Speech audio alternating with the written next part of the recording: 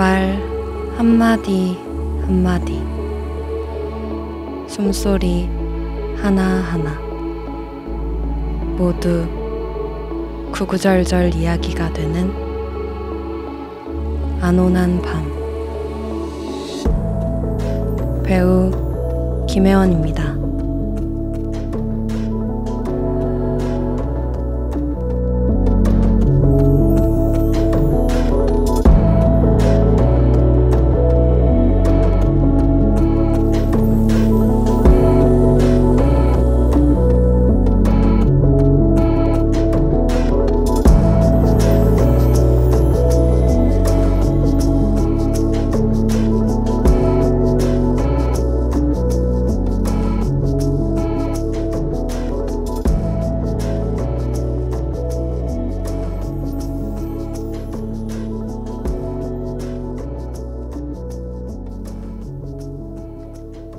유정, 은구, 체리, 면도.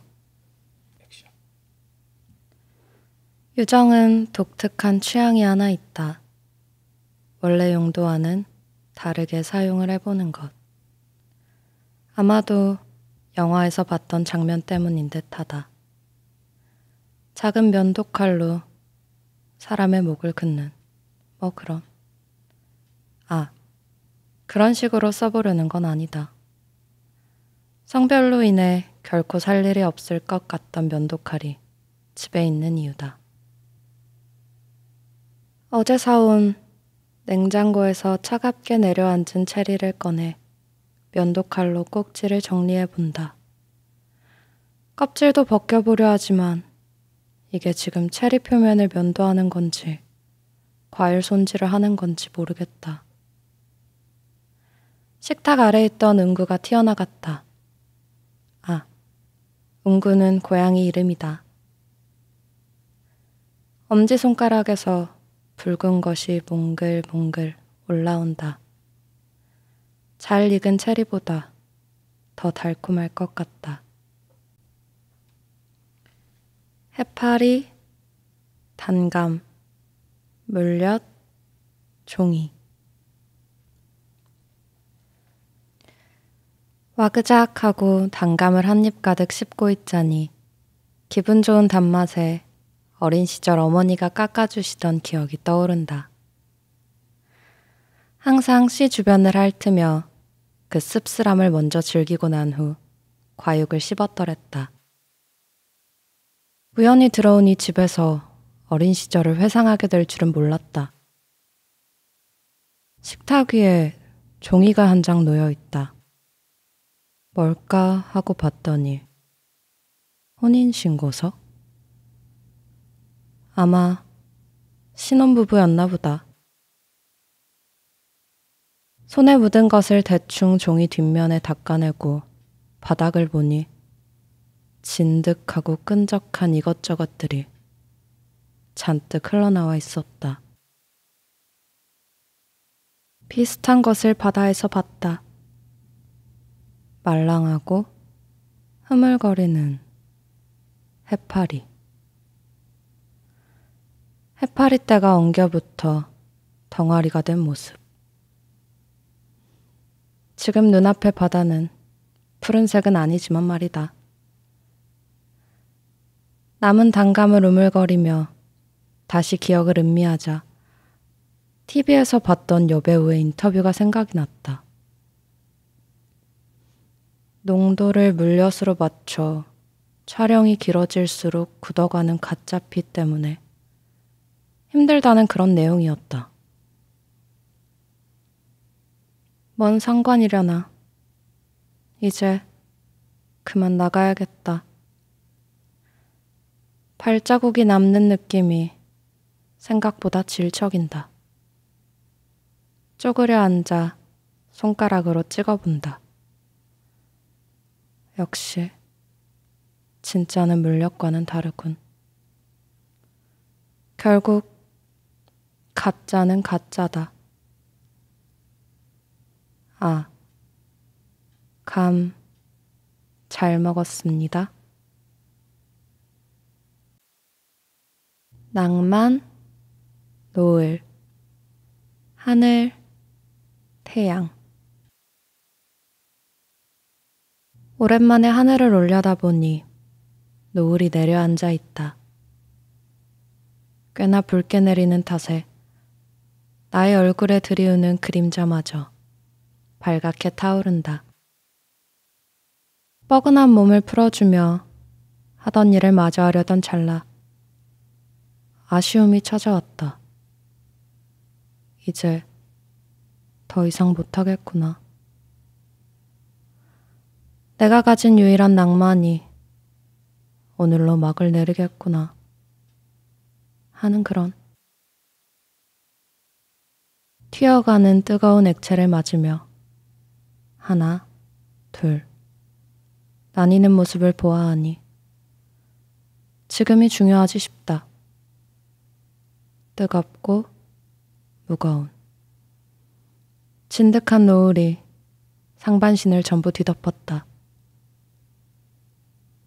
안녕, 나의 마지막 낭만.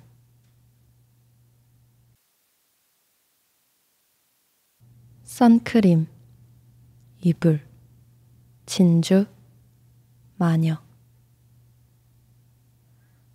한여름에도 이불을 얼굴 끝까지 올려덮고 자는 버릇이 있다. 나를 감싸주는 포근함이 내가 가진 유일한 추억이라 항상 그러한 형태로 잠에 들었다.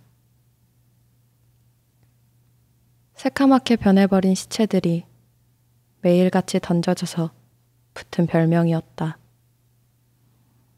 검은 우박이 바다를 향해 쏟아지듯 비현실적인 장면도 일상이 되어버린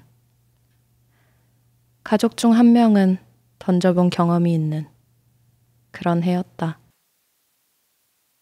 타고나길 몸이 약했던 어머니는 나에게 결혼할 때 받은 진주 귀걸이 한 쌍을 남기곤 바다로 던져졌다. 그날 나의 아버지는 자신의 왼편이 모조리 뜯겨나갔다고 했고 그 어떤 짐승보다 무섭게 울음을 내질렀다. 나의 보물이 되어버린 귀걸이.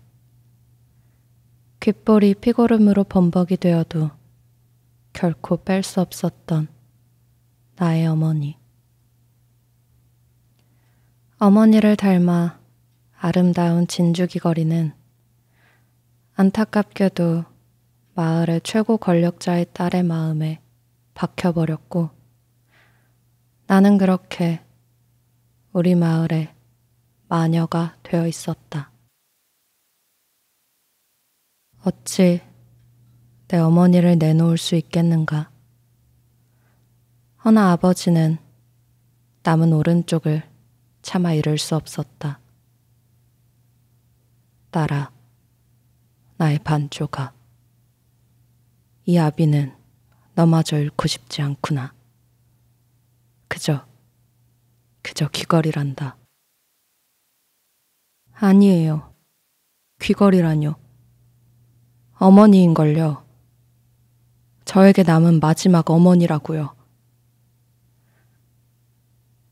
그날 밤 나는 절벽에 박힌 십자가에 묶였다. 귓볼의 상처와 함께 사람들에게 결박된 아버지는 나를 보며 또다시 울부짖었고 나는 불과 하나가 되었다. 발끝부터 피부가 오그라들고 뜨거운 열기와 새까만 연기가 코와 입을 통해 내 몸속을 전부 구워버리는 고통. 비명조차 마음대로 지를 수 없었다. 누군가가 나를 안았다. 이 뜨거운 불덩이를 온몸으로 안았다. 한 치 앞도 보지 못하는 기능을 잃어버린 눈을 대신해 귀로 알아챈 나의 아버지.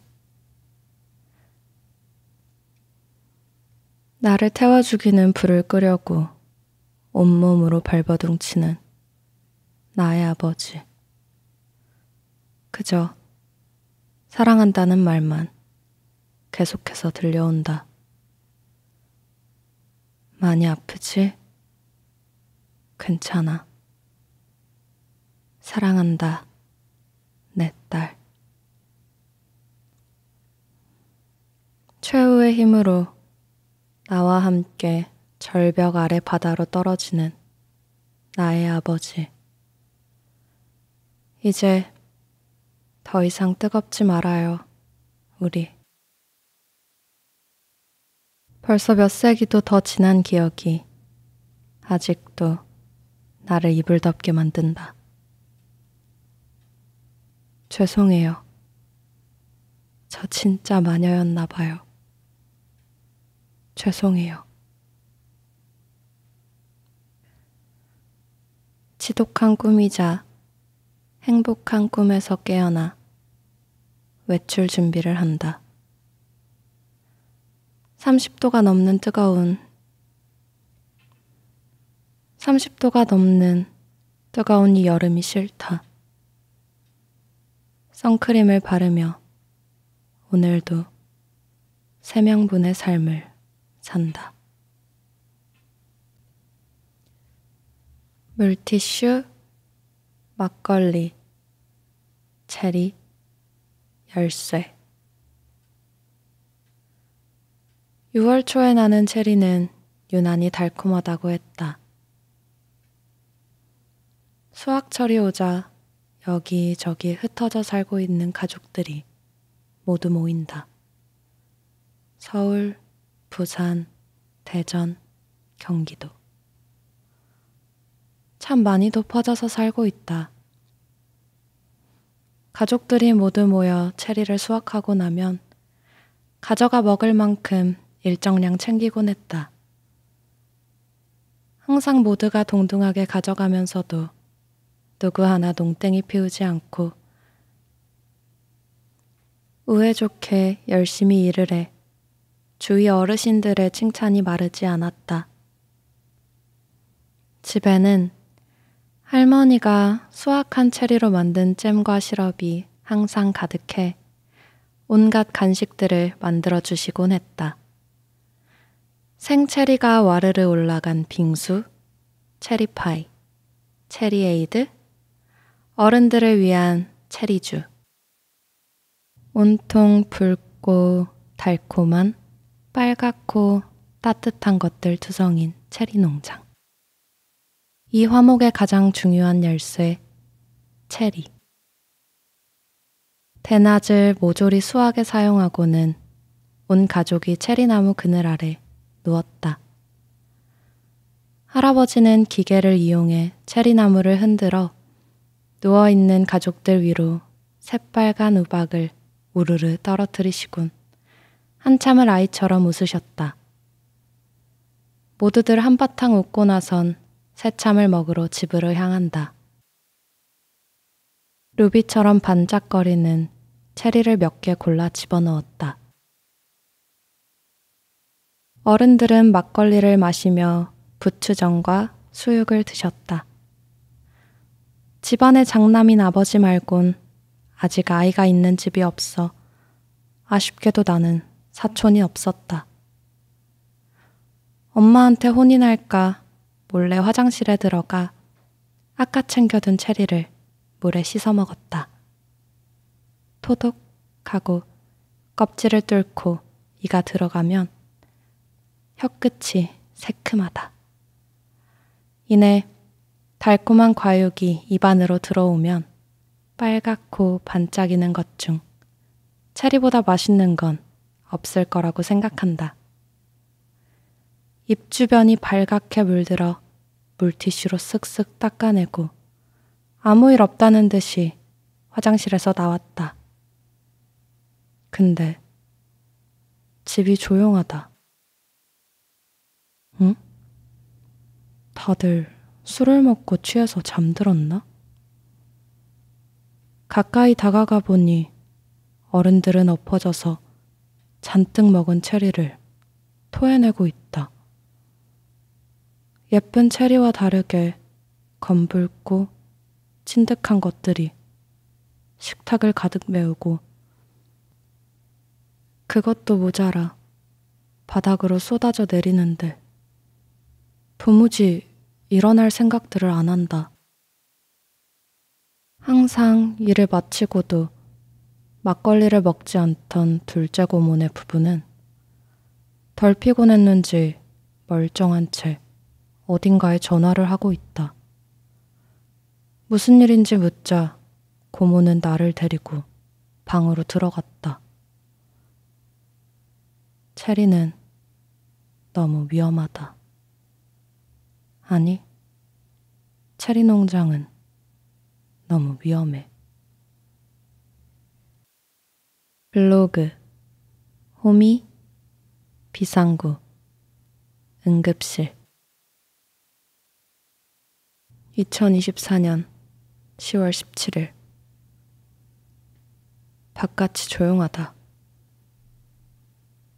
며칠 전 난리가 났던 세상과는 정반대의 고요함이 오히려 더 무섭다. 어떤 이유로 세상이 이렇게 된 것인지 아직도 알 수가 없지만 가장 중요한 게 무엇인지는 그 어느 때보다 선명하게 알 것 같다.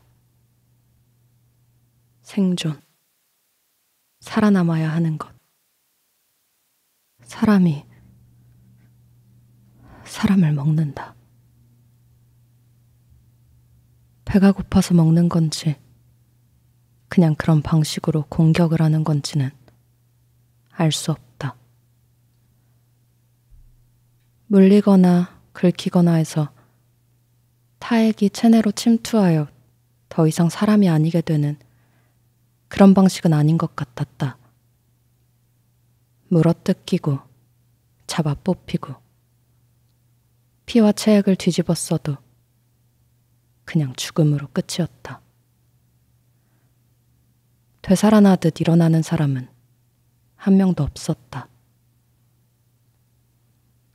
이 일이 일어나고 얼마 되지 않았을 때 마치 짐승에게 공격을 당한 듯한 피해자들의 숫자가 엄청나게 늘어나기 시작했고 금방 병원 응급실들이 마비가 될 정도가 되어 연일 뉴스에서 보도를 했었다.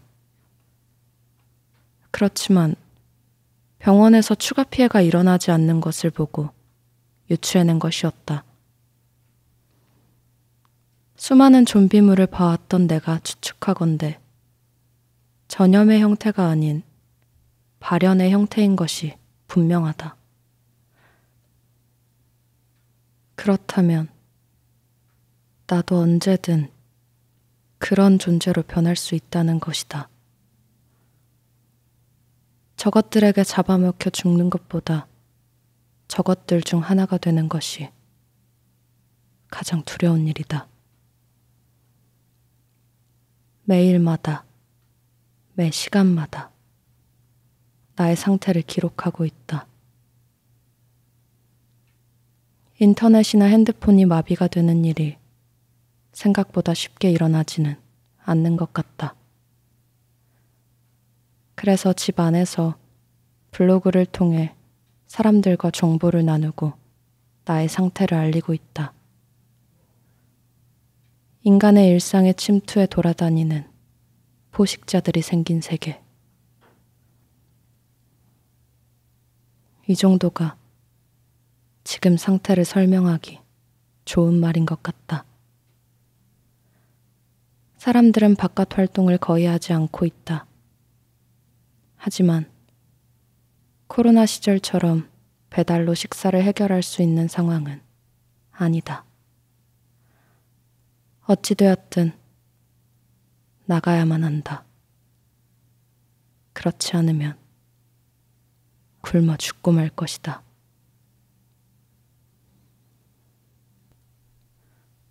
마트에 다녀오기로 결심을 한다. 더 미룬다면 그때는 목숨을 걸고 다녀와도 그만한 값을 하지 못할 것이다. 맨살이 드러나지 않게 옷을 입는다. 그리고 여러 겹을 입고 외투까지 걸친다. 운동화와 장갑, 그리고 모자까지 착용을 해 불어오는 바람도 나의 피부를 건들지 못하게 한다. 편의점이나 동네 마트 같은 곳들이 더 안전하다. 너무 넓고 큰 공간을 헤매다 보면 숨어있던 아귀들이 튀어나올지 모르기 때문이다. 아, 아귀는 내가 저것들을 부르는 말이다. 걸신 들린 귀신을 뜻하는 그 아귀가 맞기도 하고 물고기 아귀처럼 기괴하게 변해버린 입으로 사람을 잡아먹기 때문이기도 하다. 건물 밖에서 편의점 내부를 살피면 훤히 보이는 곳이 가장 좋은 선택지이다. 하지만 나만 그렇게 생각하는 건 아닐 것이다. 이윽고 상가 내부로 이어지는 문이 있는 편의점을 발견했다. 내부에 존재하는 통로. 도망치기 좋거나 아귀가 튀어나오거나. 쉽지 않지만 더 이상 바깥에서 배회만 할 수도 없는 노릇이다. 결국 일단 들어가기로 한다. 편의점 내부에는 생각보다 남아있는 음식들이 많았다. 메고 온 가방에 가득 채우기만 해도 며칠은 버틸 수 있을 것이다. 하지만 가방에 들어가는 양 이상으로 챙겨서 돌아가야 한다. 챙기지 못해 남겨두고 간 음식들이 유지가 될 것인지, 아니, 다시 여기까지 와서 음식을 챙겨 돌아가는 것이 성공을 할지조차 예측을 할 수 없다. 계산대에 있는 봉투를 이용해 최대한 많은 양의 음식들을 챙기기 시작했다. 좋아하는 음식, 싫어하는 음식 같은 것을 가릴 처지가 아니니까. 사실 음식보다 문제는 마실 것이다. 정확히는 물. 수도가 언제 끊길지 알 수 없고 그때를 대비해 생수는 반드시 챙겨서 가야 한다. 가방에 챙긴 음식을 생수로 바꾼다. 양손에 봉지를 잔뜩 들고 편의점을 조용하게 빠져나온다. 이 정도 시간이면 건물 내부에서 나를 공격할 만한 아귀는 없다고 생각했다. 생각보다 챙기는데 오래 걸렸지만 그동안 이상한 소리가 들리거나 인기척이 느껴지지 않았다는 것은 적어도 내가 안에 있는 걸 아는 존재가 없다는 뜻이겠지. 무사히 밖으로 나와 다시 한번 고민을 한다. 최대한 소리가 안 나게 걸어갈 것인가? 시끄럽더라도 빠르게 달려갈 것인가? 전자를 택한다. 가뜩이나 무게 때문에 몸이 둔해지고 양손에 들고 있는 무게 때문에 달리기의 속도가 그리 빠르지 않을 것이고 봉지에서 나는 소리는 너무 위험하다고 판단했다. 그래, 호미로 막으려다 가래로 막는다고. 처음부터 신중하게 가자. 조용히 걸어가는 나의 머리 위로 해가 떨어지고 있다. 이렇게나 아름다운 순간이 있을까? 엄청난 긴장감과 피곤함을 가득 안고 휴식처로 돌아가는 길이 문득 훈련소에서의 기억이 떠오른다. 하루 종일 훈련을 하고 피곤한 몸을 이끌고 저녁 식사를 하러 가는 길에 지는 주황빛 노을. 이 와중에도 군대의 기억이 떠오른다는 게 참 어이가 없어서 웃음이 난다. 아차, 어서 정신 차리고 돌아가자. 해가 떨어지면 위험할 것이다. 무사히 돌아와 가져온 음식들을 정리한 뒤 블로그에 들어간다. 오늘도 생존한 사람들과의 정보 교환을 위해서 매일 확인을 해야 한다. 오늘 일을 떠올리며 물을 우선할 것. 몸이 둔하다면 뛰지 말고 조용히 걸을 것 등 겪은 일들을 공유해 나간다. 한 댓글을 보고 나서 나는 오늘 운이 굉장히 좋았구나라는 생각을 하게 되었다. 건물 내부로 연결되는 통로들. 항상 조심해야 함. 비상구 같은 곳에 악이 많음. 대피를 위해 이동하다 변한 것들이 많았던 걸로 보임. 오늘도 운 좋게 살아남았다. 한동안은 안전하겠지. 다들 내일도 무사하길. 붉은색, 그림자, 겨울, 생명. 어두운 골목길, 오랫동안 방치가 된 탓인지 깜빡거리는 가로등 불빛 아래로 눈이 쌓여 있다. 올겨울은 유난히 눈이 많이 내린다. 날씨가 예년에 비해 추워지는 탓인지 뭔지는 나도 잘 모르겠다. 그저 해가 바뀌어도 나의 퇴근길은 항상 같을 뿐이었고, 그런 내가 느끼기에 분명 올해는 눈이 더 많이 온다. 조금 불쾌하다. 눈을 보고 하얀 쓰레기라고 부르는 사람들이 꽤 많다. 나도 그런 사람들 중 하나인 것 같다. 질척거리는 바닥의 질감이 싫어서인지 조심을 해도 어느새 젖어들어 축축하게 발이 시려워지는 그 감각이 싫어서인지는 잘 모르겠다. 다들 비든 눈이든 간에 실내에서 조용히 바라보는 것조차 싫어하는 사람은 잘 없지 않은가? 아닌가? 나는 그런데. 여튼 뚜벅이인 나에게 눈과 비는 정말 짜증나는 존재다. 버스 정류장에서 내려 15분 정도를 걸어야 집에 도착하기 때문에 그 15분이 아주 기분 나쁨으로 가득하다. 열심히 바닥을 보며 내디딜 곳을 신중하게 정하면서 걷는다. 최대한 피하고 싶다. 오늘도 그렇게 걷는 중이다. 새까만 바닥에 회색으로 변해버린 눈과 검은 물들이 불빛에 반짝거리는 게 어둠의 윤슬 같은 느낌이 든다. 5분 정도 걸었으려나? 평소와 다른 색이 눈에 들어온다.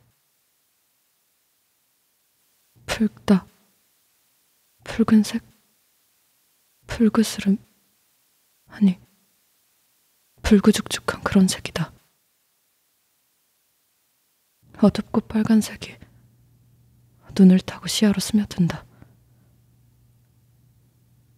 고개를 들어 앞을 바라보자 무릎 높이까지 쌓여있는 눈더미 사이로 검은 그림자가 보인다. 뭐지? 뭐야? 뭐야 저건? 목덜미가 오싹하다. 본능적으로 오금이 저려오기 시작하고 심장박동이 빨라진다. 저건 생명이다. 아니, 생명이었던 무언가다. 여기는 그냥 골목길인데 수년간 아무런 변화가 없던 그런 흔한 골목길인데 지금 이 순간부터 그게 아니게 되었다. 핸드폰을 꺼내고 고민을 하기 시작했다. 112? 119? 어디부터 전화를 해야 하지?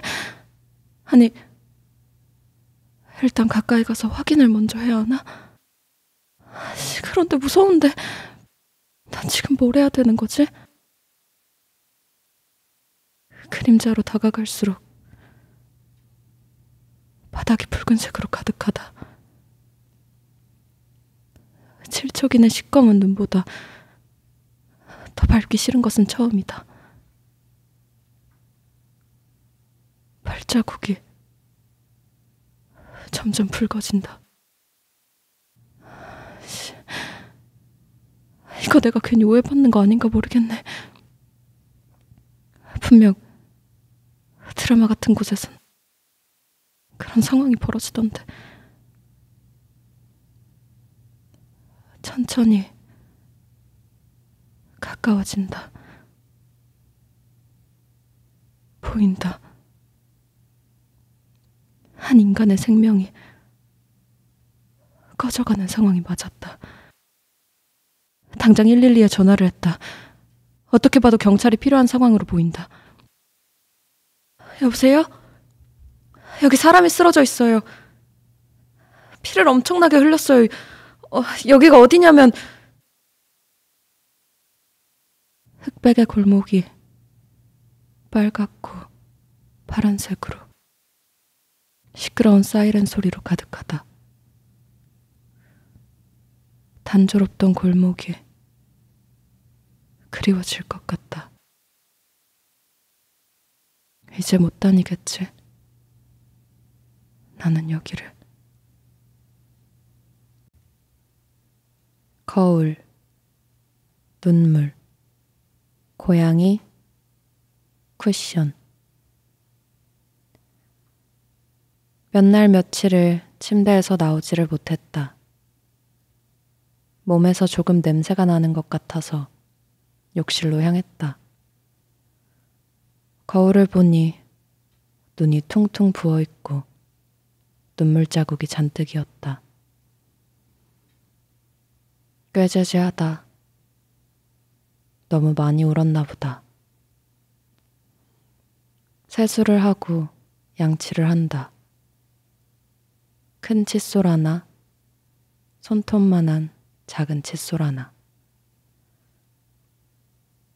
이제 쓸 일은 없을 것 같다. 입고 있는 옷에 고양이 털이 잔뜩 묻어있다. 아직까지는 흔적이 남아있나 보다. 아마도 빨래를 할수록 점점 흔적이 사라지겠지. 타워도, 추르도, 사료도, 물그릇도. 전부 정리를 해야 하는데 아직까지는 엄두가 나질 않는다. 대충 씻고 나와 불 꺼진 거실을 보니 한가운데 쿠션이 덩그러니 고등어 모양의 인형을 끌어안고 웅크려 앉아있던 모습이 아른거린다. 행복했으려나? 나와 함께했던 시간들이. 내가 행복했던 만큼 너도 행복했기를. 이제 나는 한참을 슬픔으로 살아가겠지만 시간이 지나 슬픔 대신 조금 그리움이 묻어나는 행복했던 추억으로만 떠오르기를. 먼저가 무지개 다리 앞에 웅크리고 앉아 나를 기다리는 너를 떠올리며.